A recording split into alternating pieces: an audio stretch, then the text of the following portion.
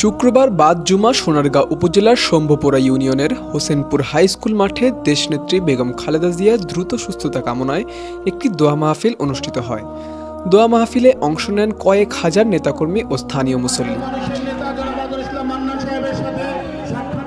অনুষ্ঠানের প্রধান অতিথি হিসেবে উপস্থিত ছিলেন নারায়ণগঞ্জ ৩ আসনের বিএনপির মনোনীত প্রার্থী ও কেন্দ্রীয় নির্বাহী কমিটির সদস্য জনাব আজহারুল ইসলাম মান্নান। সভাপতিত্ব করেন শম্ভুপুরা ইউনিয়ন বিএনপি সভাপতি জাহাঙ্গীর আলম। বিশেষ অতিথি হিসেবে উপস্থিত ছিলেন সোনারগাঁ উপজেলা বিএনপি সাধারণ সম্পাদক মোশাররফ হোসেন, সিনিয়র সহসভাপতি কাজিরুল ইসলাম টিটু, পৌর বিএনপি সভাপতি হাজী শাহজাহান মেম্বার সহ বিএনপি ও অঙ্গ সংগঠনের বিভিন্ন পর্যায়ের নেতৃবৃন্দ।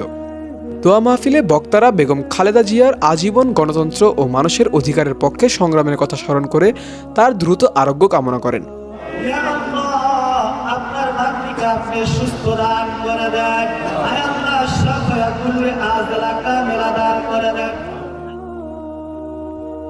জনাব আজহারুল ইসলাম মান্নান বলেন, বেগম খালেদা জিয়ার সুস্থতাই আজ দেশের কোটি মানুষের প্রত্যাশা। এই সোনারগাঁর বিভিন্ন মসজিদ মাদ্রাসায় আনাচে কানাচে আমার মা, আমার নেত্রী